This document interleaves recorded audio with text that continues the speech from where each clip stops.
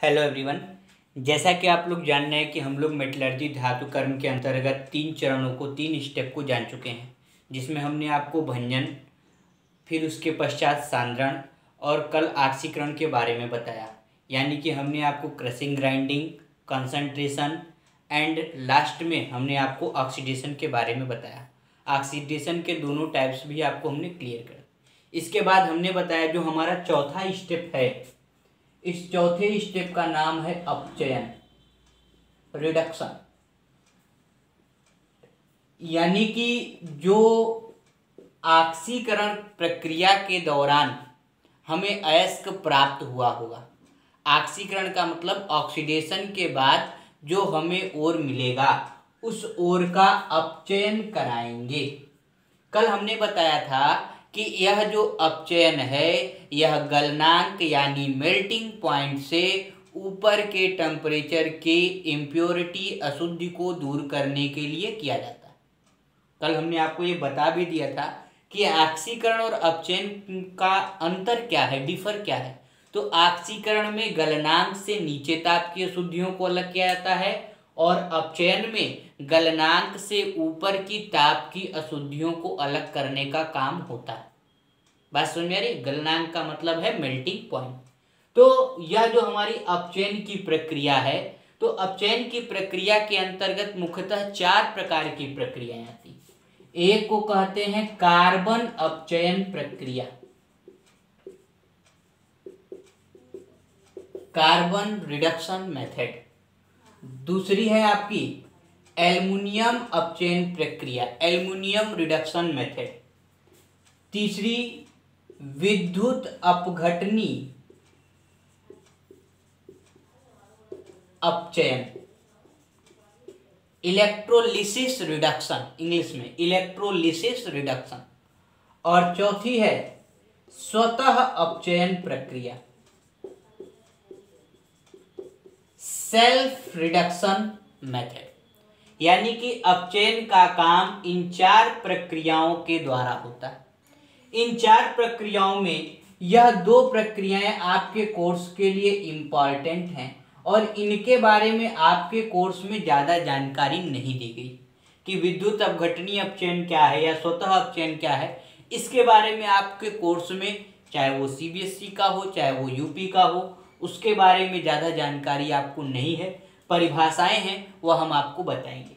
लेकिन यह जो कार्बन अपचयन प्रक्रिया है इसके बारे में आपके कोर्स में सबसे अधिक बातें, और इससे जुड़ा हुआ एक टॉपिक है, इसके अंतर्गत एक टॉपिक है, उसका नाम है वात्या भट्टी ब्लास्ट फर्नेस, जो कि हम आपको आगे बताएंगे जब उसकी हमको ज़रूरत होगी। यहाँ पर तो अभी नहीं बताएंगे, लेकिन आप जान के चलिए कि ये जो कार्बन अपचयन प्रक्रिया है यह वात्या भट्टी के अंतर्गत कराई जाती है, जिसके बारे में हम आपको आगे जानकारी देंगे।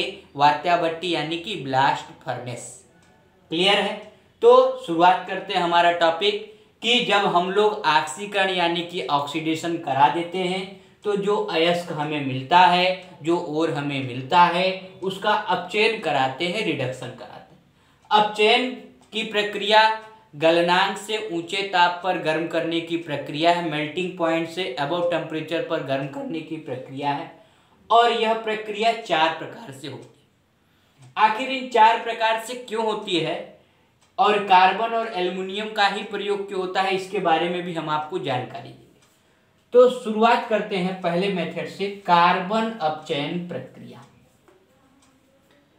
डिफिनेशन बहुत ही सिंपल है। जब अपचयन का कार्य कार्बन की सहायता से कराया जाता है तो इस प्रक्रिया को कार्बन अपचयन प्रक्रिया कहते हैं। When reduction process based on carbon element, that reduction process is known as carbon reduction method। अब कोई पूछ सकता है कि आखिर सर कार्बन के ही द्वारा क्यों? कोई और एलिमेंट ले लेते, ऑक्सीजन ले लेते, नाइट्रोजन ले लेते, उनसे कोई लड़ाई थोड़ी ना है। आखिर कार्बन ही क्यों? तो वह हमने बताया कि नहीं, कार्बन नहीं, कार्बन के अलावा भी एक तत्व और है, एल्युमिनियम, इसके साथ भी होता है। फिर प्रश्न यही आएगा कि सर यही कार्बन और एल्युमिनियम ही क्यों, कोई और ले ले, किसी और धातु को ले लें, किसी और एलिमेंट को ले लें, आखिर इन कार्बन और एल्युमिनियम की ही बात हम क्यों करते हैं? तो इसके पीछे रीजन है, एक कारण है। कारण ये है कि जैसे मान लीजिए यह आपकी क्या है, अयस्क है, अयस्क यानी कि और इनको हमें गर्म करना है। चूंकि हम जानते हैं कि गर्म करके हम धातु को ही निकालना है, भाई रिडक्शन के अंतर्गत यही करना है, हमको गलनांक से ऊंचे ताप पर गर्म करना है। अब इसके अंदर यदि कोई धातु होगी भी तो आप जानिए कि जो भी इस धरती पे धातु होती है उनका टेम्परेचर अधिकतम 2000 डिग्री सेल्सियस, मेल्टिंग पॉइंट अधिकतम इनका यही होता है, गलनांक। क्या आप अपने घर पे रह करके ये 2000 डिग्री सेल्सियस की गर्मी पैदा कर पाएंगे? कभी संभव ही नहीं। और अगर पैदा करने की कोशिश की तो उसके लिए आपको क्या चाहिए, अधिक से अधिक मात्रा में सोर्स चाहिए, गैस चाहिए, कोयला चाहिए, ताकि यह इतनी ज्यादा गर्मी हम लोग पैदा कर सकें। तो ये जो कार्बन है, कार्बन यानी कि कोयला एक तरीके का, यह कार्बन क्या करता है, इसकी मदद से यह खुद जलता है और बगल में क्या करता है, गर्मी यानी कि हीट पैदा करता है। आपने देखा होगा ठंडी में क्या करते हैं, आप कोयला जलाते हैं, आग तापते हैं, क्योंकि कोयला तो वो जलता है लेकिन वो खुद जलता है तो अपने चारों ओर क्या करता है, गर्म आवरण, गर्म एटमॉस्फेयर प्रोड्यूस करता है और जलाने में भी आसान है।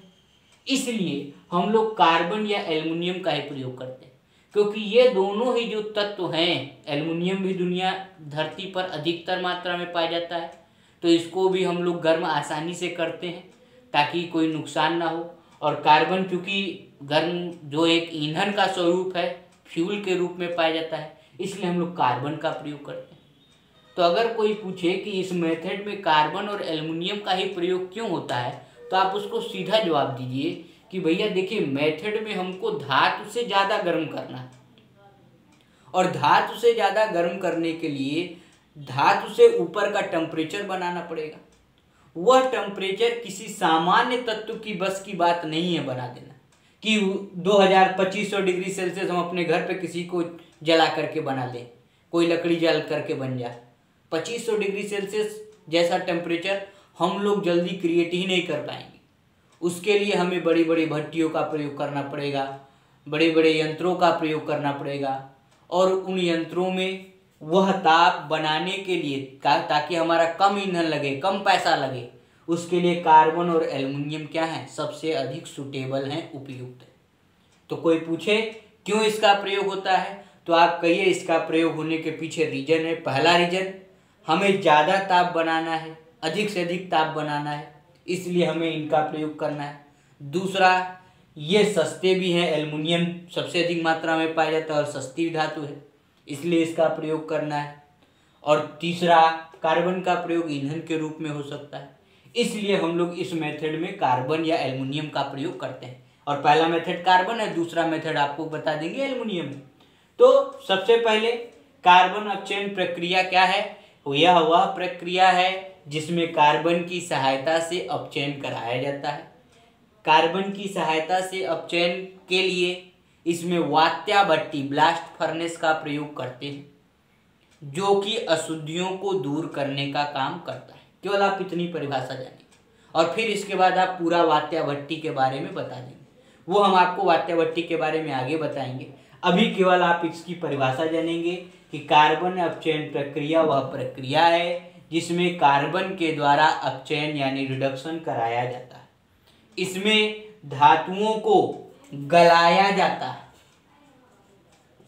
धातु को क्या किया जाता है, गलाया जाता है, यानी कि मेल्ट किया जाता है।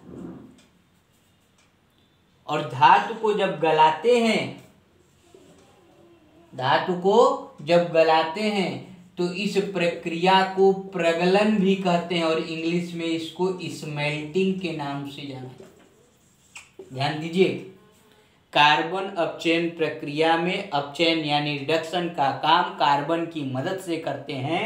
इसमें धातु को गलाते हैं और धातु को गलाने की प्रक्रिया ही प्रगलन यानी कि स्मेल्टिंग कहलाती है। तो अब पेपर में व्हाट इज स्मेल्टिंग करके भी प्रश्न आ सकता है कि प्रगलन किसे कहते हैं, तो आप आंसर में लिखेंगे कि धातुओं के धातु कर्म में जब ऑक्सीकरण के पश्चात अपचयन कराते हैं तो अपचयन कराने के समय धातुओं को गलाने का काम किया जाता है।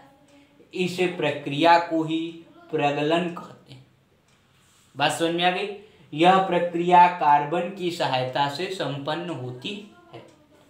और प्रगलन इस प्रक्रिया में एक और चीज का प्रयोग किया जाता है, उसका नाम है गालक।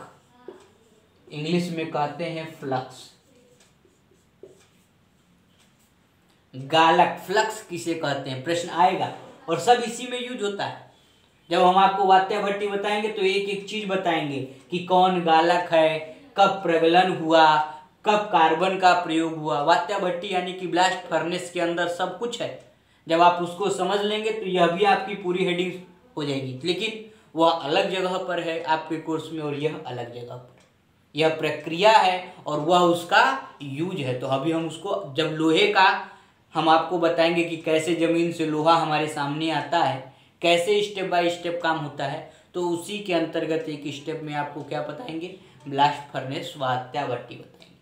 तो सिर्फ अभी क्या है कि अपचयन की प्रक्रिया कार्बन की सहायता से हो, कार्बन अपचयन होता है, इसमें धातु को गलाया जाता है। इस प्रक्रिया को प्रगलन यानी स्मेल्टिंग भी कहते हैं। इसमें गालक का प्रयोग किया जाता है। गालक क्या होता है, गालक अशुद्धि के साथ क्रिया करता है। अशुद्धि यानी कि इम्प्योरिटी, और अशुद्धि के साथ क्रिया कर एक पदार्थ बनाता है जिसे हम लोग धातु मल कहते हैं। इंग्लिश में कहते हैं स्लैग। पेपर में प्रश्न आता है व्हाट इज स्लैग, तो कहिए in reduction process of metallurgy when flux reacted with impurities then it form slag. Clear है। यानी कि जब अपचयन की प्रक्रिया में गालक अशुद्धि के साथ क्रिया करता है तो कुछ गंदगी बनाता है जिसे ही हम लोग धातुमल कहते हैं। और यह गालक भी दो प्रकार का होता है, ये भी जानिए। एक होता है अम्लीय गालक, इंग्लिश में कहते हैं एसिड फ्लक्स, और एक होता है क्षारीय गालक, इंग्लिश में कहते हैं बेसिक फ्लक्स। अम्लीय गालक क्या होता है, यह क्षारीय अशुद्धि को दूर करता है। क्षार यानी कि बेसिक इम्प्योरिटी को दूर करता है। और जो क्षारीय गालक है वह आपका अम्लीय गंदगी यानी कि अम्लीय इम्प्योरिटी को दूर करता है। बात समझ में आ रही है। तो यह आपका कार्बन अपचयन की प्रक्रिया है। फिर से एक बार पूरी प्रक्रिया समझ लीजिए कि अपचयन की प्रक्रिया में जो आपका अयस्क है उस अयस्क को गलनांक यानी मेल्टिंग पॉइंट से ऊपर के टेम्परेचर पर गर्म करते हैं। इसमें पहली प्रक्रिया है कार्बन अपचयन प्रक्रिया। जब अपचयन यानी रिडक्शन का काम कार्बन की सहायता से संपन्न हो उसे कार्बन अपचयन प्रक्रिया कहते हैं। इस प्रक्रिया में धातुओं को गर्म किया जाता है जिससे धातु गल जाती हैं, मेल्ट हो जाती हैं, और यह धातुओं का गलना ही प्रगलन कहलाता है, स्मेल्टिंग कहलाता है। प्रगलन के साथ साथ धातु से अशुद्धि को दूर करने के लिए इसमें गालक भी मिलाया जाता है। गालक अशुद्धि के साथ क्रिया कर धातुमल का निर्माण कर लेता है। Flux react with impurities and form slag. Flux are categorized into two categories, acidic flux and basic flux. Acidic flux are generally react with basic impurity and basic flux are generally react with acidic impurity. यानी कि जो गालक के जो दो प्रकार हैं, यदि अम्लीय गालक है तो अम्लीय गालक क्षारीय अशुद्धि के साथ क्रिया करेगा, और यदि क्षारीय गालक है तो वह अम्लीय अशुद्धि के साथ क्रिया करेगा। अब कहाँ कैसे क्रिया है वो हम आपको बताएंगे। तो यह आपका पहला प्रक्रिया हो गई अपचयन की, जो कि आपको समझ में आ गई होगी। इसके बाद दूसरी प्रक्रिया है एल्युमिनियम अपचयन प्रक्रिया। तो इसका भी सीधा सीधा नाम है कि जब एल्युमिनियम के द्वारा अपचयन की क्रिया कराई जाए उस प्रक्रिया को एल्युमिनियम अपचयन प्रक्रिया कहेंगे। When reduction process be possible with the help of aluminium, that process is known as aluminium reduction method। इसमें भी हमने बताया एल्युमिनियम धरती पर सबसे अधिक मात्रा में पाई जाने वाली धातु है, इस कारण हम लोग इसका प्रयोग करते हैं। सस्ती मात्रा में मतलब कम दामों में भी यह प्राप्त होती और हानिकारक भी नहीं होती। अब एल्युमिनियम की प्रक्रिया में हम करते क्या हैं कि एक बर्तन लेते हैं जिसे हम लोग हिंदी और इंग्लिश दोनों में ही क्रूसिबल कहते हैं। अगर आप लैब जाएंगे तो लैब में एक आपको अंडाकार अंडे की आकार का एक बर्तन दिखेगा, जल्दी आपको देते नहीं है, लैब के अंतर्गत होता है, इतना बड़ा शेप नहीं होता, आपको तो बहुत छोटा सा मिलेगा और उसको छू करके आप देखेंगे वो हमेशा आपका ठंडा रहेगा। तो ऐसा ही एक बर्तन होता है जिसे हम लोग क्रूसिबल कहते हैं।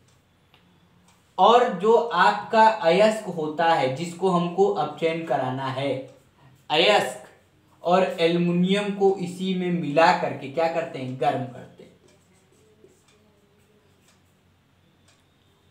धीरे धीरे क्या होता है, एल्युमिनियम अयस्क को क्या कर देता है, अपचयित कर देता है, रिड्यूस कर देता है।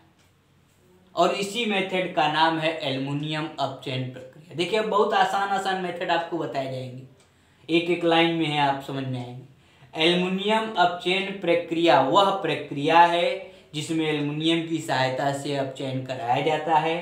इसमें जो आपका अयस्क है जो कि हमको ऑक्सीकरण के बाद मिला, अयस्क को एल्युमिनियम के साथ मिला करके क्रूसिबल में गर्म करते हैं। कुछ देर गर्म करने के पश्चात एल्युमिनियम जो है अयस्क यानी ओर से ऑक्सीजन या जो भी अन्य पदार्थ है उनको घसीट लेता है और आपका अयस्क अपचयित रिड्यूस्ड हो जाता है। तो इस प्रक्रिया का नाम है एल्युमिनियम अपचयन की प्रक्रिया। इसके बाद जो अन्य दो प्रक्रियाएं हमने और बताई थी, एक का नाम है स्वतः अपचयन यानी कि सेल्फ रिडक्शन और एक का नाम है विद्युत अपघटनीय अपचयन, इलेक्ट्रोलिसिस रिडक्शन। तो इसके बारे में आपके कोर्स में ज़्यादा तो नहीं है लेकिन बहुत सिंपल है कि कुछ ऐसी धातुएं भी होती हैं, हम आपको एग्जाम्पल नोट्स में दे देंगे, कुछ ऐसी धातुएं भी होती हैं जिनका अपचयन अपने आप रखने पर हो जाता है। जैसे आप देखिए नमक के कण को आप बाहर रख देंगे तो वो अपने आप बाहर के जो एटमॉस्फेयर के जो ऑक्सीजन है उनके साथ क्रिया करके गीला हो जाता है। उसी प्रकार से कुछ ऐसी धातुएं भी ब्रह्मांड में देखी गई हैं, यूनिवर्स में देखी गई हैं, कुछ ऐसे मेटल जो कि अपने आप रिड्यूस हो जाते हैं, जिनका अपचयन अपने आप हो जाता है। ऐसी प्रक्रिया को स्वतः अपचयन की प्रक्रिया कहते हैं। और फिर आता है आपका विद्युत अपघटनीय अपचयन, जो विद्युत धारा की मदद से यदि अपचयन का कार्य कराया जाए उसे विद्युत अपघटनीय अपचयन कहेंगे। इसके बारे में आपके कोर्स में आगे भी है, शोधन यानी कि प्यूरिफिकेशन के अंतर्गत। लेकिन यह दोनों ही चीज़ें बहुत ही सिंपल सी हैं कि यदि अपचयन का काम विद्युत धारा की मदद से हो, इलेक्ट्रिसिटी की मदद से यदि रिडक्शन कराया जाए तो इसे इलेक्ट्रोलिटिक रिडक्शन कहते हैं। क्लियर है? यह आपका था चौथा चरण। इसके बाद आपका है पांचवा चरण और इस पांचवें चरण का नाम है शोधन, प्यूरिफिकेशन।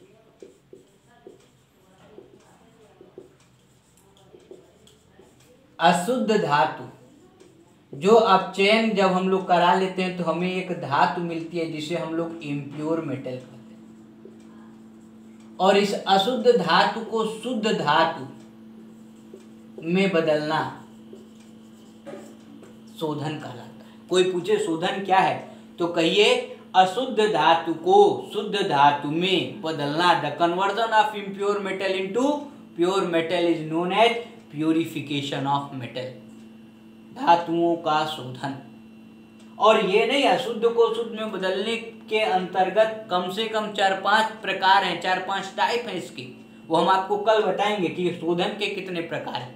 लेकिन अगर आप पूरा ओवरऑल देखें तो हमने आपको बता दिया कि धरती से पत्थर निकलेंगे, पत्थर को पीसेंगे, पीसने के बाद साफ करेंगे, साफ करने का तरीका कंसंट्रेशन कहलाएगा। इसके अंतर्गत 4 मेथड होंगे। उसके बाद ऑक्सीकरण कराएंगे, ऑक्सीकरण के अंतर्गत 2 मेथड होंगे। उसके बाद रिडक्शन कराएंगे, रिडक्शन के अंतर्गत आपके 4 मेथड होंगे। और सबसे लास्ट में क्या कराएंगे, शोधन।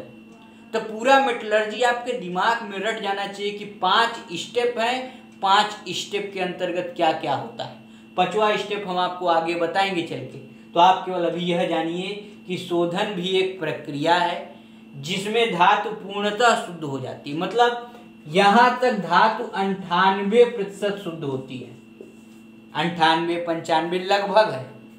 और इस प्रक्रिया में लगभग 99 कुछ परसेंट शुद्ध होती है। 100% पूरी नहीं हो पाती है, वो कभी हो भी नहीं पाएगी। तो शोधन क्या है, कोई पूछे what is purification of metal, तो कहिए the phenomena by which impure metal are converted into pure metal, that phenomena is known as purification of metal. धातुओं का शोधन वह प्रक्रिया है जिसमें अशुद्ध धातु से शुद्ध धातु को पाया जाता है। इसके अंतर्गत भी कई सारे मेथड आते हैं और इसके मेथड ये भी बता रहे हैं, सबसे ज़्यादा इम्पॉर्टेंट शोधन के मेथड हैं आपके बोर्ड एग्जाम में। जितने भी मेथड हैं आप पेपर में देखिएगा, हर साल कोई ना कोई मेथड आया। निस्तापन भर्जन, कैल्सिनेशन रोस्टिंग नहीं पूछा है ज़्यादा। और जो आपका कार्बन अपचयन है वो तो वात्या भट्टी के नाम से पूछा, वो अभी हम आगे आपको फिर से बताएंगे। लेकिन सबसे ज़्यादा बोर्ड एग्जाम में अगर कोई टॉपिक पूछा है तो वह शोधन क्या है।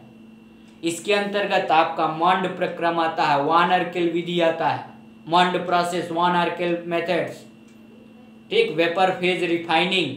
आप देखिएगा ये 3 अभी नाम बोले हैं, ये तीनों नाम पिछले 3 साल के पेपर में लगातार हैं। तो यह प्रक्रिया आपके लिए इम्पोर्टेंट है। आज के लिए इतना ही, फिर हम लोग कल इसके आगे जानकारी प्राप्त करेंगे।